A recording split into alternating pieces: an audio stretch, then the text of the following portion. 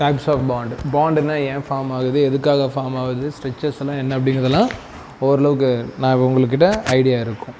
இப்போ நம்ம வந்து பார்த்திங்கன்னா இதுக்கான டெப்த்து டெஃபினிஷனுக்கு போவோம். மறுபடியும் வந்துடுறீங்களா என்ன? அங்கே இருக்கீங்களா? ஓகே, தெரியுதா?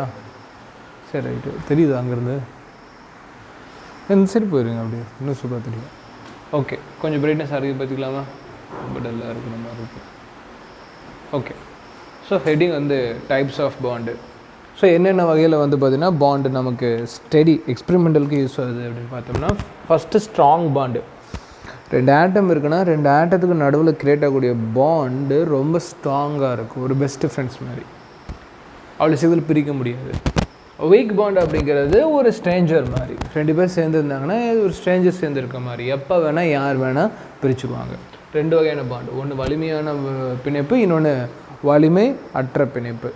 சரி, வலிமையானதில் யார் சார்? அயானிக் பாண்டு சேர்த்துக்கிறாங்க, அயனி பிணைப்புன்னு சொல்லுவாங்க. கோவலன் பாண்டி சேர்த்துக்கிறாங்க, சக பிணைப்புன்னு சொல்லுவாங்க. கோஆர்டினேட் பாண்டு ஈதல் சக பிணைப்புன்னு சொல்லுவாங்க.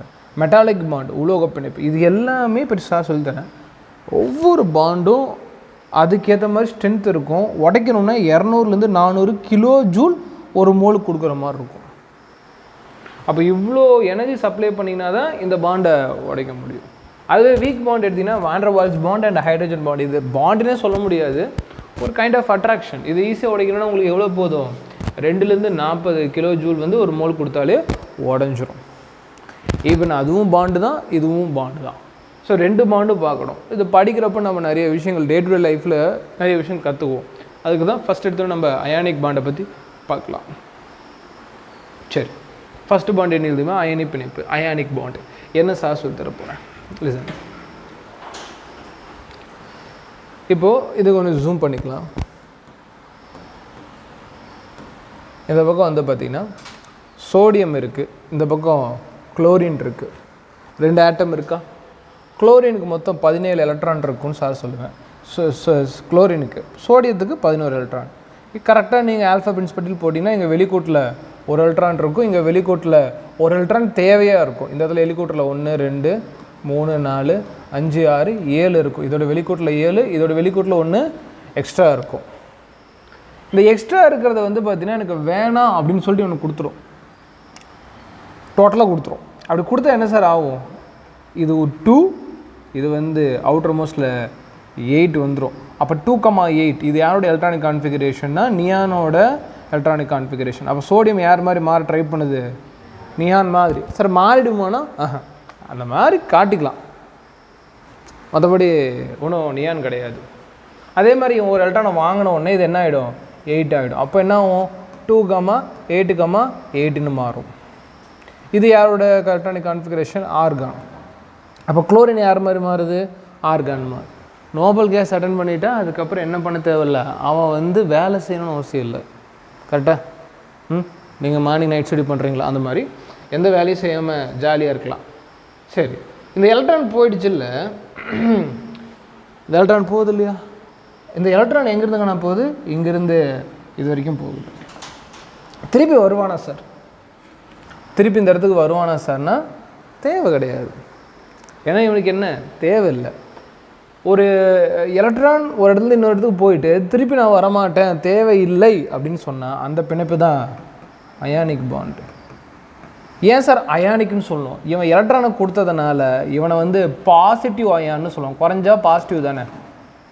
இவன் எலக்ட்ரானை வாங்கினதுனால இவனை நெகட்டிவ்னு சொல்லுவாங்க. 2 சார்ஜ் இங்கே இன்வால்வ் ஆகுது, நேர்மறை எதிர்மறை. அதனால தான் இது பேர் நேர்மறை அயனியும் எதிர்மறை அயனியும் உருவாகிறதுனால தான் அதுக்கு பேர் அயனி பிணைப்பு.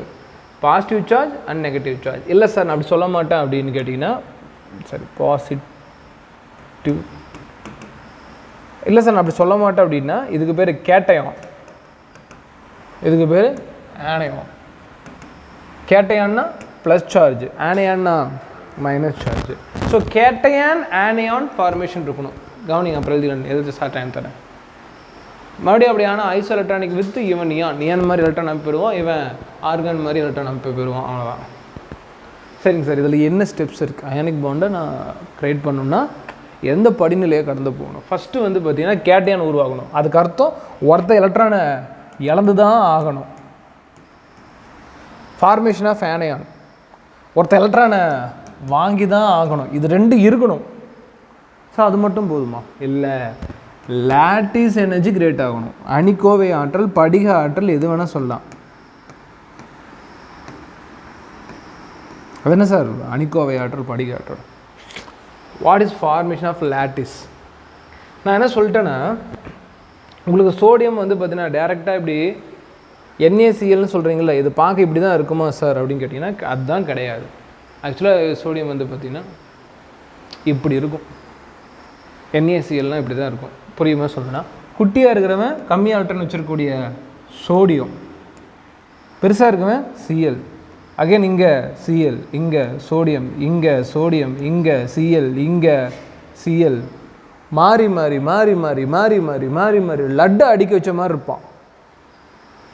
இந்த மாதிரி லட்டை அடிக்க வச்சுருக்கான் பார்த்தீங்களா? இந்த லட்டை அடிக்க வச்ச மாதிரி அடுக்கிறப்போ ஒரு லட்டு இன்னொரு லட்டு, இப்படி லட்டு மாதிரி ஞாபகம் இதை, ஒரு குட்டி லட்டு ஒரு பெரிய லட்டு, குட்டி லட்டு பெரிய லட்டு வைக்கிறப்போ அங்கேருந்து எனர்ஜி ரிலீஸ் ஆகும். அந்த மாதிரி இந்த அடுக்கில் கிடைக்கக்கூடிய ஆற்றல் தான் லாட்டிஸ் எனர்ஜி. லாட்டிஸ் எனர்ஜி எங்கேருந்து சார் கிடைக்கும் அப்படின்னு கேட்டிங்கன்னா, ஃபார்மேஷன் ஆஃப் ஆனையான் அண்ட் கேட்டையான் வந்து பார்த்தீங்கன்னா கிரியேட் ஆகிறப்போ, நல்லா புரிஞ்சுங்க, இது ஒரு எனர்ஜி ரிலீஸ் தான் ஆகும் இப்படி சேர்றப்போ. ஆனால் எனர்ஜி நம்ம கொடுக்க தேவையில்லை. இந்த எனர்ஜி வந்து பார்த்தீங்கன்னா எக்ஸோதெர்மிக் லாட்டிஸ் எனர்ஜி இந்த இதுலேருந்து அப்படியே வெளியே வரும். Energy released when 1 mole of ionic bond is formed from isolated gaseous cation or anion. ரொம்ப டெஃபினேஷன்லாம் படிக்க தேவையில்லை. கேட்டையான் ஆனியான் உருவாகிறப்போ எனர்ஜி ரிலீஸ் ஆகுது, அவ்வளோதான். ஏன் கேசியஸாக இருக்குது அப்படின்னு கேட்டிங்கன்னா புரிஞ்சுக்கிறதுக்காக கேசியஸ்ன்னு கொடுக்குறான், அது பிரச்சனை கிடையாது. இது சாலிட். உப்பு வந்து புரியல, ஆனியான் தான். கேட்டையானெல்லாம் ஃபார்ம் ஆகாது, ஆனியான் தான் ஃபார்ம் ஆகும். ஓகேவா? ஆனியானும் கேட்டையானும் சேர்றப்போ தான் இது எனக்கு கிடைக்கிற எனர்ஜி தான் லாட்டிஸ் எனர்ஜி. அது மட்டும் படித்தா போகுது, அப்புறம் எழுதிக்கலாம். வெயிட். அப்போ 3 ஸ்டெப் டக்கு டக்குன்னு சொல்லலாம். கேட்டையான், ஆனியான், லாட்டிஸ், நேர்மறை எதிர்மறை படிக ஆற்றல் 3 கிரியேட் ஆனிச்சுன்னா அந்த இடத்துல அயானிக் பாண்ட் கிரியேட் ஆகிருக்குன்னு அர்த்தம். சரிங்க சார். கேட்டையானா என்ன சார்? எலக்ட்ரானை இழக்கிறது, எழுதி வச்சுட்டேன். ஆனியானா எலக்ட்ரானை வாங்கிறது. லாட்டிஸ்னா 2 பேரும் சேர்றப்ப கிடைக்கக்கூடிய எனர்ஜி. அடுத்தது இதுக்கு சில வேர்ட்ஸ் யூஸ் பண்ணுறாங்க, கண்டிப்பாக நல்லா இருக்கும். கேட்டையான் என்னக்கன்னா எலக்ட்ரானை இழக்கிறப்ப கிடைக்குது. அப்போ என்ன சார்? அயனைசேஷன் எனர்ஜி இன்வால்வ் ஆகும். ஷார்ட்டாக மட்டும் சொல்கிறேன். இப்போ வந்து Na இருக்குது, இவனுக்கு வந்து ஒரு எலக்ட்ரான் எக்ஸ்ட்ரா இருக்க தான் செய்யுது. அதை கொடுத்துட்டு என்னவாமான்னு ட்ரை பண்ணுவான், Na+ மாறுவான். அந்த ஒரு எலக்ட்ரானு வெளியே போயிடும். ஆனாலும் இவனாக கொடுக்க மாட்டான் யாருமே. இவனுக்கு எலக்ட்ரான் தேவையில்ல தான்.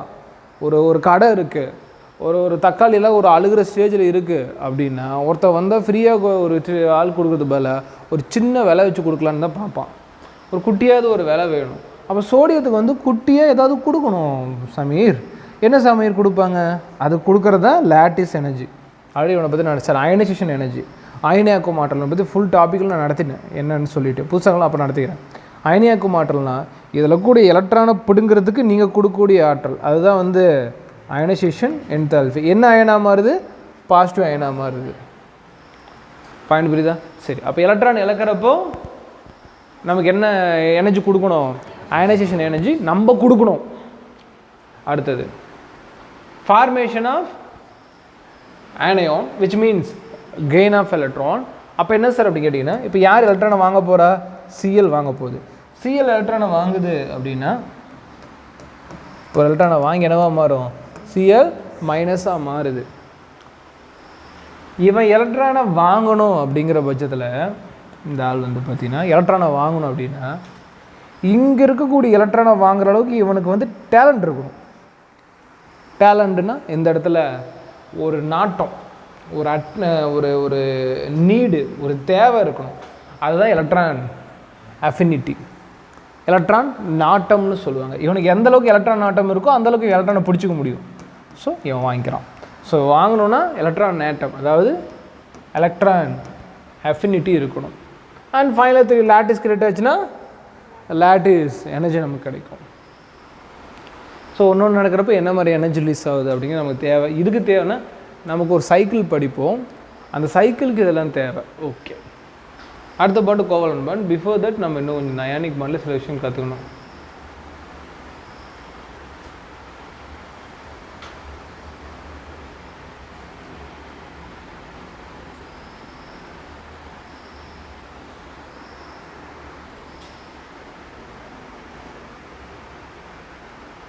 இங்கே நேற்று ஒரு கெமிக்கல் பாண்டிங் ஓப்பன் பண்ணமே.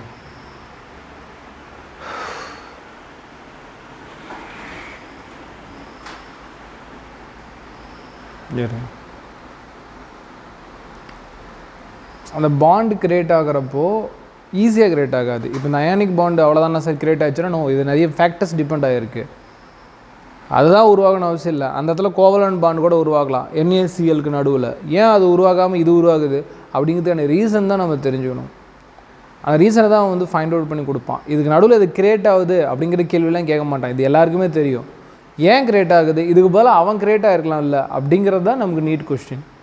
அப்போது இன்னும் கொஞ்சம் எக்ஸ்ட்ரா நம்ம படிக்கணும். ஃபஜான்ஸ் ரூல் ஆகட்டும், அதுக்கப்புறம் சைஸ் ஆஃப் ஆனையன், சைஸ் ஆஃப் கேட்டையன் ஆகட்டும், ஸோ இன்னும் கொஞ்சம் லாட்டிஸ் எனர்ஜியோட ஸ்ட்ரென்த் ஆகட்டும், இதை பற்றிலாம் இன்னும் கொஞ்சம் டெப்த்தாக தெரிஞ்சுக்கிட்டோம்னா 100% புரிஞ்சிடும் அயானிக் பாண்டு ஏன் create ஆகுதுன்ட்டு.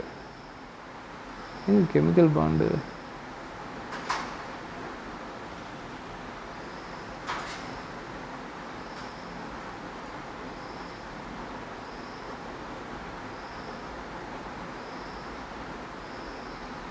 coordination, compound, current, electricity, molecule, chemical bonding.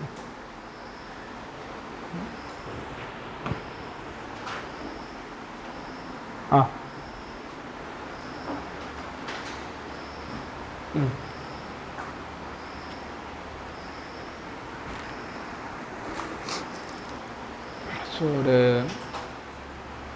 படிக்கிறப்போ முழுசாக நம்ம படிச்சுக்கணும். ரைட்டு, இதெல்லாம் பார்த்துட்டோம். ஸோ இன்னொன்றுக்கும் தமிழ் பேரும் நமக்கு தெரியணும். வாண்டர்வால்ஸை வாண்டர்வால்ஸ் தான் சொல்லுவான். ஹைட்ரோஜன் பாண்டு தான் சொல்லுவான். ரைட்டு, வாட் நெக்ஸ்ட் கணக்காவணிங்க. நம்ம வந்து ஃபார்ம் ஆகக்கூடிய இந்த NaClங்கிறது என்னது, ஒரு நம்ம காமனாக சாப்பிடக்கூடிய உப்பு தான். ஸோ டேபிள் சால்ட்டு, மேசை உப்புன்னு சொல்லுவோம். ப்ரொனன்சியேஷன் எப்படி சொல்லணும், சோடியம் குளோரைடுன்னு சொல்லணும். குளோரின் கிடையாது, சோடியம் குளோரைடுன்னு சொல்லணும். ஸோ இதுக்கான எலக்ட்ரானிக் கான்ஃபிகரேஷன் ஏன் இப்படி நடந்துச்சு, இது நடக்கிறப்ப என்னவா மாறுது, இது சேர்றப்ப நமக்கு என்ன எனர்ஜி கிடைக்கும், நமக்கு கிடைக்கக்கூடிய எனர்ஜி லாட்டிஸ் எனர்ஜி. ரைட்டு, இதில் வந்து பார்த்திங்கன்னா கணக்கவனிங்க, யார் எலக்ட்ரானை கொடுத்தா, சோடியம் ஒரு மெட்டல், உலோகம், நல்லா கொஞ்சம் தின்னாக இரும்பு இருக்கும். நாங்கள்லாம் வந்து ப்ராக்டிக்கல் நடத்துகிறப்போ இந்த சோடியம் கொடுப்பாங்க. அது வந்து ஒரு கெரசினில் தான் ஊற்றி வச்சுருப்பாங்க. கெரசின்னா மண்ணெண்ணெய் மாதிரி அதுக்குள்ளே வச்சு தான் வச்சுருப்பாங்க. வெறும் இடத்துல எடுத்து வைக்கக்கூடாது, ஏன்னா இது காற்றோட ரியாக்ட் ஆகி எரிஞ்சிரும். ஓகேவா, அதனால் வந்து பார்த்திங்கன்னா அதெல்லாம் எடுத்து பாக்கெட்லாம் போட்டு போய் இப்படி சின்னதாக புகஞ்சல இருக்குது.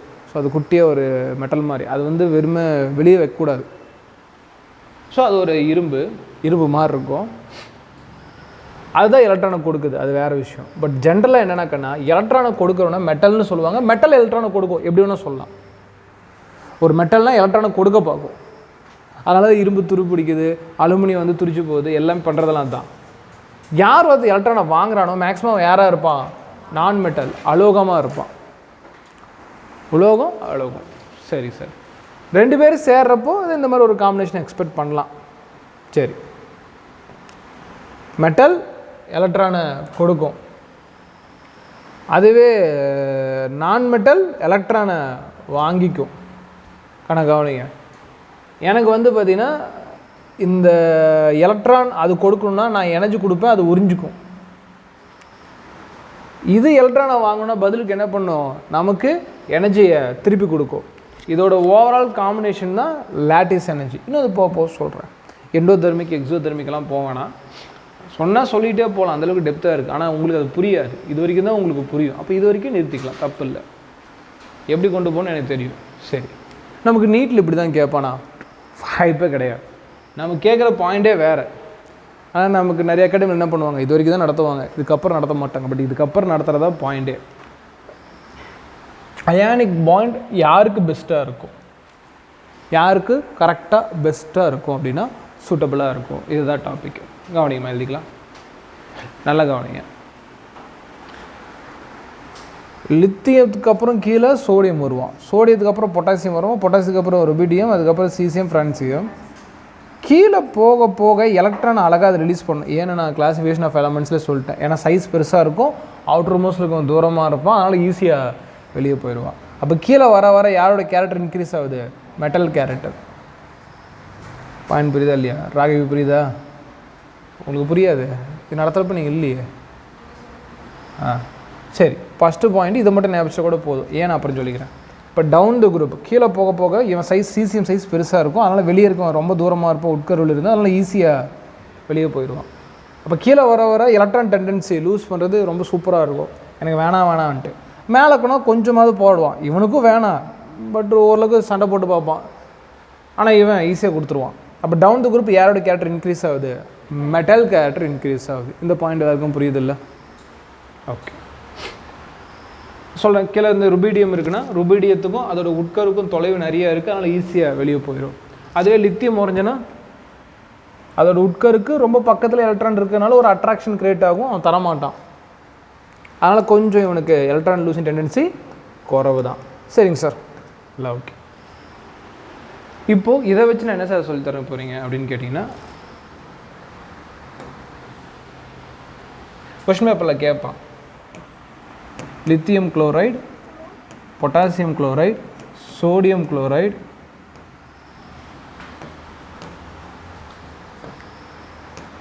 Sodium chloride, potassium chloride, rubidium chloride, இதில் யார் பெஸ்ட் அயானிக் பாண்டு காட்டுவான்? ஏன்னா இவன் வந்து என்ன எலக்ட்ரானை கொடுத்துருவான், இவன் எலக்ட்ரானை வாங்குவான், ஸோ அயானிக் பாண்ட். இவன் எலக்ட்ரானை கொடுத்துருவான், இவன் எலக்ட்ரானை வாங்கிக்குவான், அயானிக் பாண்ட். இவன் எலக்ட்ரானை கொடுப்பான், வாங்கிக்குவான், அயானிக் பாண்ட். எலக்ட்ரானை கொடுப்பான், வாங்குவான், ionic bond. But best ionic bond யாருன்னு தெரியணும். பெஸ்ட் அயானிக் பாண்டுன்னா என்ன சார்? ஈஸியாக எலக்ட்ரானை கொடுத்துட்டா அவன் ஈஸியாக வாங்கிடுவான், ஈஸியாக வாங்கின ஒருத்தன் கொடுக்க மாட்டான். யார்? குளோரின். குளோரின் இவங்ககிட்ட கேட்டு பார்ப்பாடி எலக்ட்ரானை கொடுக்குறியான்ட்டு. கொடுப்பேன், ஆனால் கொஞ்சம் கஷ்டம். ஆனால் இந்த இடத்துல ருபீடியத்தை கேட்டு பார்க்குறப்போ ருபீடியம் தான் நான் தான் டவுனில் இருக்கல்ல, வாங்கிக்கோ, எனக்கு ஒரு பிரச்சனை சொல்லிட்டு அதிகமாக ஈஸியாக கொடுத்துருவான். அதனால் இங்கே கிரியேட் ஆகக்கூடிய பாண்ட் ஸ்ட்ராங்காக இருக்கும். இது எப்படி சார் கம்பேர் பண்ணுறதுக்கு? ஆனால் எல்லாத்துலேயுமே குளோரின் தான் இருக்குது, அதனால் கன்ஃபியூஷன் ஆகிடாதுங்க. எல்லாத்துலேயுமே குளோரின் தான் இருக்குது, அதனால் பிரச்சனை இல்லை. அப்போ எல்லாத்துலேயுமே குளோரின் கேட்டு பார்க்குறப்போ யார் எலக்ட்ரான் ஈஸியாக கொடுக்குறாங்க? ருபீடியம் கொடுக்கும். ஸோ தட் ஆர்டர் எப்படி போடணும்? அயானிக் பாண்ட் ஆர்டர் இப்படி போடணும் சார். இதில் கோவலன் பாண்டு போடலான்னா இதுக்கு அப்படியே ஆப்போசிட் போட்ட கோவலன் பாண்டு. அப்போ இதில் கோவலன் பாண்டு கிரியேட் ஆகுமானா எஸ். ஒவ்வொரு அயானிக் பாண்ட்லேயும் 90% அயானிக் பாண்ட்னா வெறும் ஒரு 10% கோவலன் பாண்ட் கிரியேட் ஆகும். அது என்ன சார் கோவலன் பாண்ட் கிரியேட் ஆகுதுன்னா அப்புறம் சொல்கிறேன். ஸோ இதுவுமே நிரந்தரம் கிடையாதுன்னு சொல்கிறேன், இதுலேயுமே சில எக்ஸப்ஷன் இருக்குங்கிறேன். ஓகே, அடுத்து சார் ஒரு வேளை இப்படி கொடுத்துட்டாங்கன்னா NaF, NaCl, NaBr, NaI, இதில் யார் சார் அயானிக் பாண்ட் பெஸ்ட்டுன்னு கேட்டால் என்ன சார் பண்ணட்டும்? சரி, இதில் ஒரே ஒரு சோடியம் தான். இப்போ சோடியம் என்ன பண்ணுன்னா, நான் எலக்ட்ரானை தரேன், ஃப்ளோரினுக்கு தரேன் இல்லையா, குளோரினுக்கு தரேன் இல்லையா, பிஆருக்கு தரேன் இல்லை அயோடினுக்கு தரேன் சொல்ல. யார் எலக்ட்ரான் ரொம்ப வேகமாக வாங்குவா அப்படிங்கிறதான் இங்கே கேள்வி. என்னம்மா? வெயிட் யார் வந்து எலக்ட்ரானை தன்னோட சைடு அதிகமாக வாங்குவாங்க அப்படின்னு கேட்டிங்கன்னா, நான் ஆல்ரெடி சொல்லிட்டேன். ஃப்ளோரினோ, குளோரினோ, புரோமினோ, அயோடினோ டவுன் த குரூப் வந்து பார்த்திங்கன்னா நான் மெட்டாலிக் கேரக்டர் வந்து டிக்ரீஸ் ஆகும். அதுக்கு என்ன அர்த்தம்னு கேட்டிங்கன்னா, இவன் இல்லை மொத்த பீரியட் டேபிளில் யார் எலக்ட்ரான் தான் சைடு அதிகமாக வாங்குவாங்கன்னா ஃப்ளோரின். யாராவது ஒரு எலக்ட்ரானை வாங்கிட்டோன்னே வாங்குவோம். ஏன்னா என்னோடய எலக்ட்ரான் நெகட்டிவிட்டி 4.0 ஹையஸ்ட் இந்த period table. Electronegativity. Electron gain என்தால்ஃபியில் யாருக்கு அதிகம்? குளோரினுக்கு அதிகம். ஓகேவா? இதில் நான் சொல்லியிருப்பேன், இதெல்லாம் உங்களுக்கு தெரியாது ராகவி, அது உங்களுக்கு தெரியாது, அதெல்லாம் நான் நடத்தணும். கிளாஸிஃபிகேஷன் முடிஞ்சிருச்சு, அதனால் அவங்க சொல்கிறாங்க. ஸோ ஒரு ஷார்ட்கட் என்ன கொடுத்தேன்? நெகட்டிவ் மார்க் எடுத்ததுனால ஃபெயில் ஆகிட்டேன்னு சொல்லுவேன். நெகட்டிவ்னா எலக்ட்ரோ நெகட்டிவிட்டி, ஃபெயில் ஆகிட்ட மீன்ஸ் ஃப்ளோரினுக்கு தான் அதிகம். சரி, அப்போது எலக்ட்ரானை யார் கொடுக்க ரெடியாக இருப்பா? சோடியம் கொடுக்கும், ஆனால் அது டக்குன்னு வாங்குறது யார்? ஃப்ளோரின். அப்போ இவங்களோட தான் நல்ல அயானிக் பாண்ட் கிரியேட் ஆகும். அப்போ ஆர்டர் எப்படியாவது ஆர்டர் புரிஞ்சா? ஸோ இவனுக்கு தான் அதிகம், அதுக்கப்புறம் இவனுக்கு கம்மி, இதுக்கப்புறம் இது. ஏன்னா down the group non metallic character decrease, ஆனால் down the group metallic character increase. இது ரெண்டும் ஆப்போசிட்டில் இருக்கும். சார் இந்த சைடுந்து போகிறப்போ left to right metal character decrease, அதுவே வந்து left to right non metallic character increase. இதெல்லாம் இந்த டாபிக் கிடையாது, பீரியாடிக் டேபிள்லேயே நம்ம சொல்லிக் கொடுத்த டாப்பிக்கு. அதை இங்கே ஞாபகம் வச்சா மட்டும்தான் இது போட முடியும். பட் நமக்கு அது தேவையில்லை, இந்த கொஷினை மட்டும் ஃபோக்கஸ் பண்ணுங்கள். இது புரியுதா? அவ்வளோதான். அது சார் வந்து ஷார்ட்டாக சொல்லியிருப்பேன், அதை மட்டும் ஞாபகம் வச்சாலே போதும். அயானிக் பாண்டில் ஓகே சார் அவ்வளோதானா கற்றுக்கிட்டோம்? அயானிக் பாண்ட் கிடையவே கிடையாது, இன்னும் நிறையா இருக்குது. ஃபஸ்ட்டு அயானிக் பாண்டாக இருக்கிறவங்க மேக்ஸிமம் சாலிடாக இருப்பாங்கண்ணா. உப்பு எடுத்துக்கங்க எக்ஸாம்பிள், கவனிங்க எழுத டைம் தரேன். அயானிக் பாண்டாக இருக்கவங்க மேக்ஸிமம் இந்த உப்பெல்லாம் எடுத்துக்கங்களேன், சாலிடாக இருப்பான். பேட் கண்டக்டர் ஆஃப் எலக்ட்ரிசிட்டி, நல்லா புரிஞ்சுக்கமா. இப்போ உப்பு இருக்குன்னா அந்த உப்பில் ஒரு சைடு கரண்ட் ஒயர் வச்சுட்டு இன்னொரு சைடு நீங்கள் கை வச்சாலும் ஷாக் அடிக்காது. ஆனால் உப்பை வந்து தண்ணியில் கரைச்சிங்கன்னா உப்பு தண்ணி உங்களை என்ன பண்ணும்? கரண்ட் அடிச்சு விட்ருவோம். ஏன்னா உப்பாக இருக்கிறப்போ என்ஏவும் சிஎல் சேர்ந்துருக்கும். தண்ணி கடிச்சோடனே என்ஏ ப்ளஸ் சிஎல் மைனஸ், அதுக்கு மீன் பாசிட்டிவ் நெகட்டிவ் சார்ஜ் இருக்கும். அதனால் கரண்ட்டு பாஸ் ஆகி நம்மளை அடிச்சிடும். Salt water is good form of electricity conductor, 8th வந்திருக்கும். உப்பு தண்ணியில் தான் வந்து பார்த்திங்கன்னா கரண்ட் நல்லா ஃபாஸ்ட்டாக ஃப்ளோ ஆகும். அதான் கொடுத்துருக்காங்க பாருங்கள். மோல்டன் என்ஏசிஎல் அப்படின்னா கரைந்த என்ஏசிஎல். ஒரு என்ஏசிஎல் வந்து பார்த்திங்கன்னா கரைஞ்சி இருந்துச்சு, தண்ணியில் கறந்து இருந்துச்சுன்னா அப்போ என்னது? அது குட் கண்டக்டர் ஆஃப் எலக்ட்ரிசிட்டி. நல்லா வந்து என்ன பண்ணும்? கரண்ட்டை கடத்தி கொண்டு போகும். பாயிண்ட் புரியுது தானே? புரியலையா? சரி, ஒரு மோல்டன் ஸ்டேட்டில் அயானிக் பாண்ட் இருக்கக்கூடியது அது ஈஸியாக கரண்ட்டை வந்து கண்டக்ட் பண்ணும் கரண்ட நிலையில் இருக்கப்போ. மற்ற ஸ்டேஜில் வந்து பார்த்திங்கன்னா அது கரண்ட்டை கடத்தாது. சார் எப்படி சார் அயானிக் பாண்ட் இருந்தால் மெல்ட்டிங் அண்ட் பாயிலிங் பாயிண்ட்? மெல்ட்டுனா சூடு பண்ணால் உருகிறத மெல்ட்டிங் பாயிண்ட்டு. இன்னும் சூடு பண்ணிங்கன்னா அது அப்படியே ஆவி மாதிரி கொதிச்சு போயிடும். கொதிக்கிறதும் உருக வைக்கிறதும் ரொம்ப ரொம்ப கஷ்டம். ஒரு உப்பை கொதிக்க வைக்க முடியாது. உப்பை எடுத்து வச்சு தண்ணியாக இருந்தால் அது ஆவியாகிடும். ஆனால் மற்றபடி உப்பாக இருக்கனால என்ன ஆகாது? அவ்வளோ சீக்கிரத்தில் உருக வைக்கிறதோ கொதிக்க வைக்கிறதோ கஷ்டம். அதனால் உருகுநிலை புள்ளியும் கொதிநிலை புள்ளியும் இதுக்கு மற்ற இது கம்பேர் பண்ணுறப்போ அதிகம்.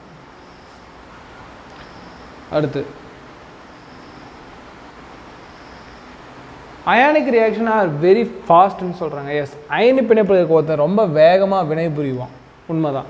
ஃபார் எக்ஸாம்பிள் இங்கே NA + Clனா இன்னொரு இடத்துல AgNO3 அங்கேயும் ப்ளஸ் மைனஸ் இருக்குன்னா ஒரு ஆப்பர்ச்சுனிட்டி கிடைச்சுன்னா இந்த மைனஸ் இந்த ப்ளஸ் ஓடியும், இந்த மைனஸ் இந்த ப்ளஸ் ஓடியும் வேகமாக ரியாக்ட் ஆகி நமக்கு பை ப்ராடக்ட் கிடைக்கும். சான்ஸ் இருந்துச்சுன்னா இவனே பெஸ்ட்டாக இருந்தால் இங்கேயே இருந்துடுவான், இவனை விட பெஸ்ட்டாக இருந்தால் அவன் அங்கே போவான், அவன் யாரும் இல்லாதனால இங்கே வந்துடுவான். ஸோ டக்கு டக்கு டக்கு டக்குன்னு நடக்கும். சரி, ஏன் சார் கோவலன் பாண்ட் இருந்துச்சுன்னா அது நடத்துகிறப்ப புரியும், ஏன்னா அதை உடைக்கிறதுக்கு எனர்ஜி வேணும். ஆனால் இங்கே உடைக்க எனர்ஜி இல்லை. இதை விட பெஸ்ட்டாக இருந்தால் இவனே என்ன பண்ணிடுவான்? ஜம்ப் பண்ணிக்குவான். ஸோ அப்போது அயானிக் ரியாக்ஷன் மற்ற ரியாக்ஷனுக்கு கம்பேர் பண்ணுறப்போ கம்பேரிட்டிவ்லி ஃபாஸ்ட். அது அப்புறம் சொல்கிறேன். அடுத்து வந்து பார்த்திங்கன்னா ஹைட்ரேஷன் எனர்ஜி எப்படி சார் இருக்கும், சால்வேஷன் எப்படி சார் இருக்கும் அப்படிங்கிறதெல்லாம் நம்ம பார்க்கணும். சரி, கவனிங்க. ஒரு பீக்கரில் வந்து தண்ணி எடுத்து ஊற்றிக்கிறீங்க. ஒரு பீக்கரில் வந்து தண்ணி எடுத்து ஊற்றிக்கிறீங்க.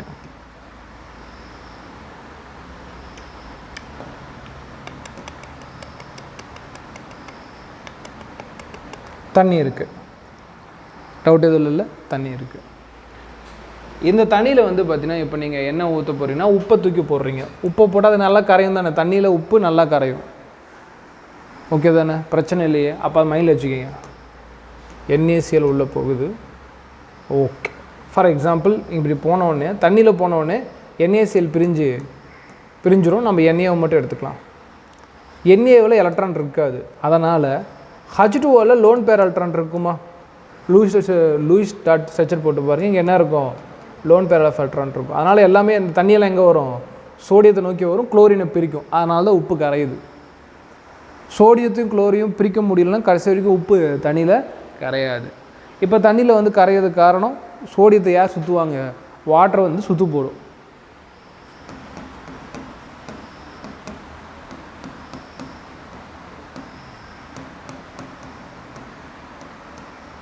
ஓகே தானே?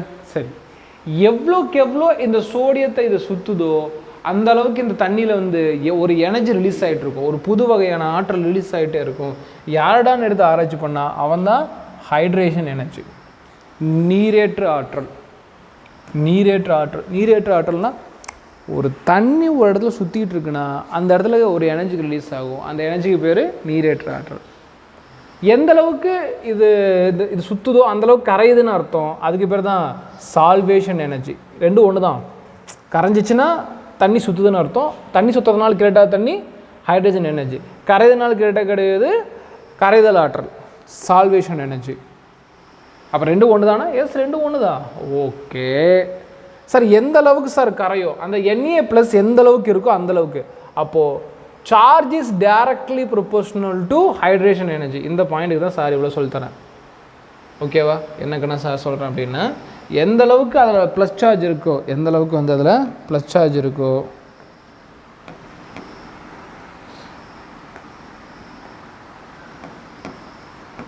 எந்த அளவுக்கு அதில் சார்ஜ் இருக்கோ, Na+ இருந்தால் கம்மி, 2+ இருந்தால் இன்னும் அதிகம், அந்த அளவுக்கு அதில் ஹைட்ரேஷன் எனர்ஜி ரிலீஸ் ஆகும். அதே தான் சால்வேஷன் எனர்ஜி, அதே தான் சோலிபிலிட்டியும் கூட.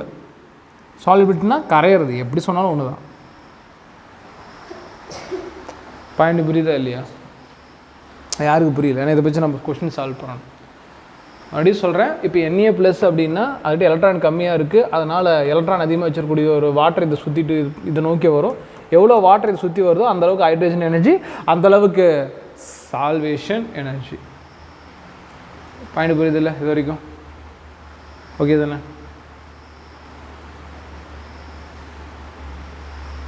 அடுத்தது சால்வேஷன் ஹைட்ரேஷன் எனர்ஜி கொஸ்டின் வந்து நம்ம சொல்லலாம். ஞாபகம் நமக்கு எந்த இடத்துல வரும். சரி, இந்த கொஸ்டின் நமக்கு என்ன கேட்டிருக்கான் பார்க்கலாமா?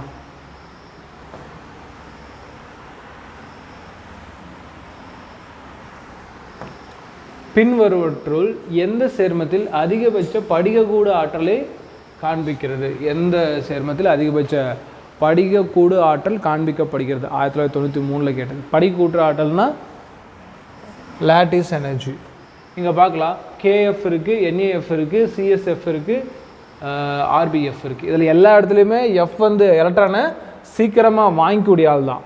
பட் யார் எலக்ட்ரானை சீக்கிரமாக கொடுப்பா அப்படிங்கிற பாயிண்ட் இருக்குல்ல, யார் எலக்ட்ரானை சீக்கிரமாக கொடுப்பா அப்படிங்கிற ஒரு பாயிண்ட் இருக்குது. பட் ஆனால் இதில்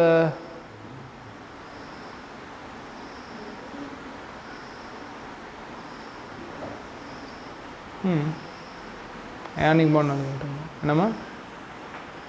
CSF தான். சொல்கிறேன் இருங்க இதுக்கு தான் அந்த கேள்வியை சொல்லி கொடுத்தேன். கவனி, யார் வந்து பார்த்திங்கன்னா சைஸ் பெருசாக இருக்கோ அவங்ககிட்ட தான் வந்து பார்த்திங்கன்னா எனக்கு வந்து அயானிக் பாண்ட் கிரியேட் ஆகும். ஃபஸ்ட்டு பாயிண்ட், அயானிக் பாண்டு இந்த ஆர்டர் தான். ஃப்ளூரின் வந்து வேகமாக எலக்ட்ரானை வாங்கிறதுக்கு ரெடியாக இருப்பான். யார் சீக்கிரமாக கொடுப்பா? CS கொடுப்பான். அப்போ CSF அயானிக் பாண்ட் சூப்பராக இருக்கும். அதுக்கப்புறம் RB, அதுக்கப்புறம் KF, அப்புறம் NAF.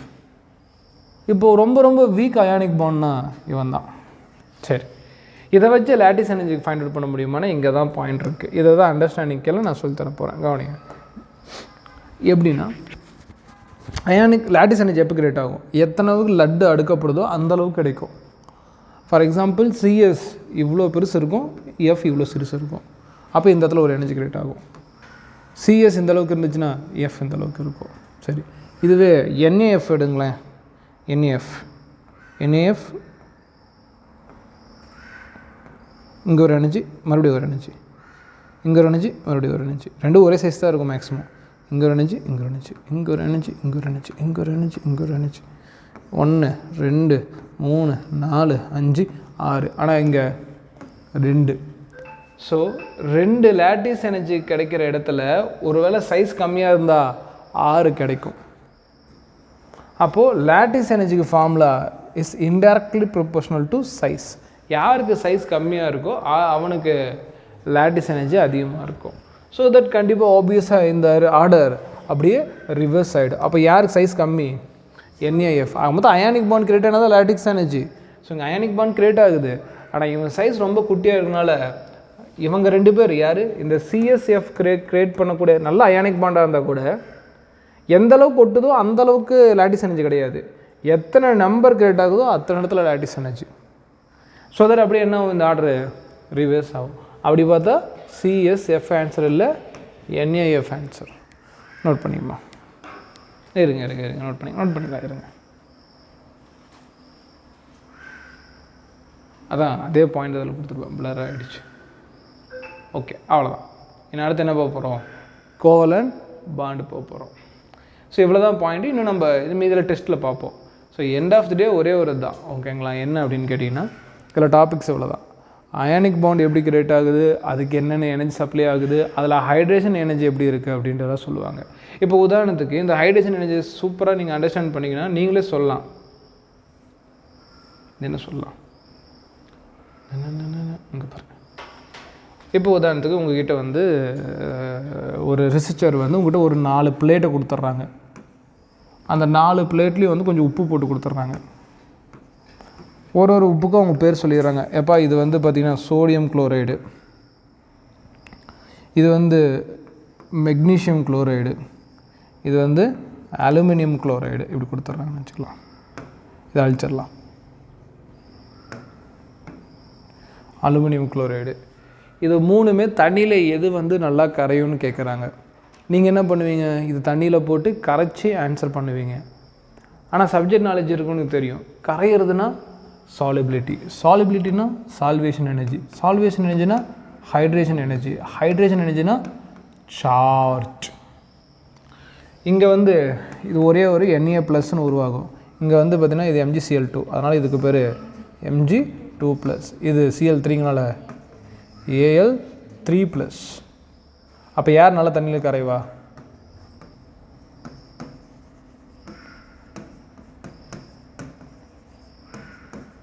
சாலிபிலிட்டி ஆர்டர் யாருக்கு அதிகம்? AgCl3. எப்படி AgCl3 அதிகம்னு சொல்கிறோம்? ஏன்னா இவன்ட்டு என்ன கிரியேட் ஆகுது? சார்ஜ். ஸோ இதுதான் யூஸ் ஆகுது, ஓகேவா? ஸோ ஒரு சார்ஜை பேஸ் பண்ணி நீங்கள் சொல்லலாம். சரிங்க சார், அப்படி சொல்கிறதுக்கு பதிலாக ஃபார் எக்ஸாம்பிள் என் கையில் வந்து சோடியம் குளோரைடு கொடுத்துட்றாங்க, அடுத்தது பொட்டாசியம் குளோரைடு கொடுத்துட்றாங்க, சீசியம் குளோரைடு கொடுத்துட்றாங்க. இதில் எது சார் நல்லா கரையும் அப்படின்னு கேட்குறாங்க. நமக்கு மறுபடியும் சொல்கிற ஆர்டர் மாதிரியாதீங்க. Solubility, hydration energy, charge. இதில் பார்த்தீங்கன்னா என்ஏக்கும் ப்ளஸ் தான், பொட்டாசியத்துக்கும் ப்ளஸ் தான், சீசியத்துக்கும் ப்ளஸ் தான். அப்போ சார்ஜை வச்சு எதுவும் பண்ண முடியாது. அப்போ எதை வச்சு யோசிக்கணும்? ஓகே, சார்ஜ் எல்லாத்துக்கும் காமனாக இருக்குது. அப்போ இதை வச்சு நம்மளை கெஸ் பண்ணி சொல்ல முடியாது. அதுக்கப்புறம் மறுபடியும் சொல்கிறேன், தண்ணிக்குள்ளே போன உடனே வேகமாக யார் உடைவா? அவனை தான் தண்ணி வந்து வேகமாக சுற்றுன்னு சொல்லியிருக்கேன். வேகமாக உடையணுன்னா அந்த அயானிக் பாண்டு வீக்காக இருந்திருக்கணும். ஏன்னா ஸ்ட்ராங்காக இருந்துச்சுன்னா அவங்கள பிரிக்கிறது கஷ்டம். இதில் யார் வீக் அயானிக் பாண்டு? NaCl. ஏன் NaCl? பிகாஸ் இவன் வேகமாக எலக்ட்ரானை கொடுத்துருவான், இவன் வேகமாக எலக்ட்ரானை வாங்குவான். அப்போ யார் வீக் அயானிக் பாண்டு? இவன் வீக் அயானிக் பாண்டாக இருந்தால் இவன் தானே ஈஸியாக கரைவான். திங்க் பண்ணி பாருங்க, நான் சொல்கிறது பாண்ட் வைஸில் இந்த ஆர்டர் கரெக்டு, அதுக்கு அந்த ஆர்டர் படிச்சிட்டிங்க. இவன் வீக் அயானிக் பாண்டாக இருக்கனால சாலிபிலிட்டி வைஸில் இவனை தானே ஈஸியாக கரைக்க முடியும். பாயிண்ட் புரியுதா இல்லையா? இதெல்லாம் எழுதிச்சிங்க. ஸோ சாலிபிலிட்டி இதெல்லாம் நீங்கள் திங்க் பண்ணி எழுதிக்க வேண்டியதான். Solubility is indirectly proportional to ionic bond strength. Ionic bond இல்லை, அயானிக் பாண்டு ஸ்ட்ரென்த் வலிமை. நீங்கள் முழுசாக எழுதிக்கங்க. அப்போ ஸ்டாலிங்கிறது அயனி பிணைப்பு வலிமைக்கு எதிரில் இருக்கும். ஏன்னா இவன் வலிமை ரொம்ப ரொம்ப கம்மி, வலிமை ரொம்ப ரொம்ப கம்மி மீன்ஸ் இவன் ஈஸியாக பிரிஞ்சிருவான். அப்போ சோடியம் குளோரைடு ஈஸியாக கரைஞ்சிரும். ஓகேவா? இல்லை எக்ஸ்பெரிமெண்ட்டாக பண்ணி பார்த்தா புரியும்.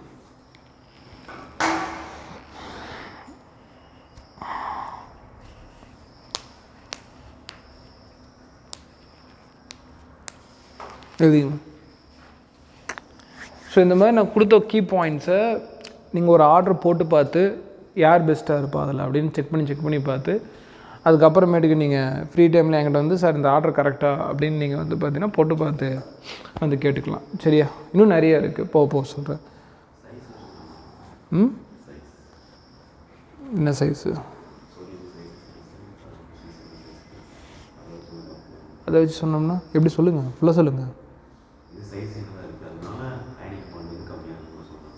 சைஸ் என்ன தான் அயானிக் பாண்ட் கம்மின்னு எழுதி போட்டிருக்கேன் எங்கேயாவது? சைஸ் சின்னதாக இருந்தால் அயானிக் பாண்ட் கம்மியாக இருக்குன்னு எழுதி போட்டிருக்கேண்ணா? இல்லை நான் எழுதி போட்டிருக்கேனான்னு கேட்குறேன். சொன்னேன்னா இங்கே வந்து இல்லை. அப்போ அயானிக் பாண்ட் எப்படி கம்மின்னு எதை வச்சு கண்டுபிடிப்பீங்க? எதை வச்சு கண்டுபிடிப்பீங்கன்னு கேட்குறேன். அயானிக் பாண்ட் இதுக்கு ஸ்ட்ரென்த்தாக இருக்கும் வீக்காக இருக்கும் எதை வச்சு கண்டுபிடிப்பீங்க? இப்போ சொல்லுங்கள். அப்படி பார்த்தா சிசிஎம்மா சோடியமா யாருக்கு அயானிக் பாண்ட் பெஸ்ட்டாக இருக்கும்?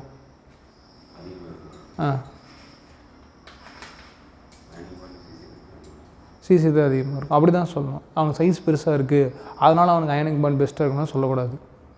அது எல்லா இடத்துலையும் உங்களுக்கு ஒர்க் அவுட் ஆகாது. ஓகேவா? அவன் எலக்ட்ரான் நல்லா கொடுப்பான், டவுன் த குரூப் சைஸ் பெருசாக இருக்குது அதனால் அவனுக்கு மெட்டாலிக் கேரக்டர் அதிகம், ஸோ எலக்ட்ரான் ஈஸியாக கொடுப்பான், அதனால் அந்த இடத்துல அயானிக் பாண்டு அதிகம். இவன் சைஸ் பெருசாக இருக்குது, இவன் சைஸ் சிறுசாக இருக்குது அப்படின்னா இந்த இடத்துல அதே குழப்பம் தான் மறுபடியும் வரும். ஏன்னா இது ஒரே லைனில் இருக்கும், இதோட சைஸ் பெரிய அளவுக்கு டிஃப்ரென்ஸ் இருக்காது. அப்போ உங்களால் அந்த நாலேஜை அப்ளை பண்ண முடியாது. அதுக்கப்புறம் சைஸ் பெருசாக இருக்குது சிறுசாக இருக்குது அதனால் இது கரைஞ்சிரும் அது கரைஞ்சிரும்னு சொல்லவே கூடாது. ஓகேவா? சைஸ் பெருசாக இருக்கிறது போது இது கரையுமா கரையாது கிடையாது. இதுக்கு தேவை salvation energy, hydration energy, charge. அது இல்லையா? அந்த அயானிக் பாண்ட் ஸ்ட்ரென்த் ரிவர்சல் வச்சு சார்ஜ் ஒரே மாதிரி இருக்குன்னா அதை வச்சு நம்ம திங்க் பண்ணணும். வாட் எவர் ப்ளஸ் சார்ஜ் தான் நமக்கு சால்வேஷனில் இன்வால்வ் ஆகும். நெகட்டிவ் சார்ஜ் போக சொல்லித்தரேன், இன்னும் இருக்குது. அஜான் சொல்லிட்டுலாம் இன்னும் இருக்குது, அது போனால் இன்னும் புரியும்.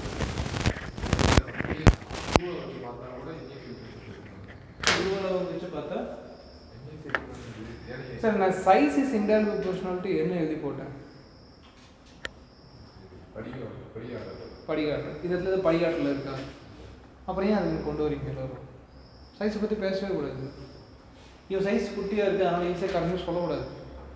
எது சொல்லணும்? இவன் அயானிக் பாண்ட் வீக்காக இருக்குது அதனால் ஈஸியாக கரைஞ்சிடுவான் அப்படின்னு சொல்லலாம். அதுவும் ஒரே சார்ஜ் இருக்குன்னாக்க.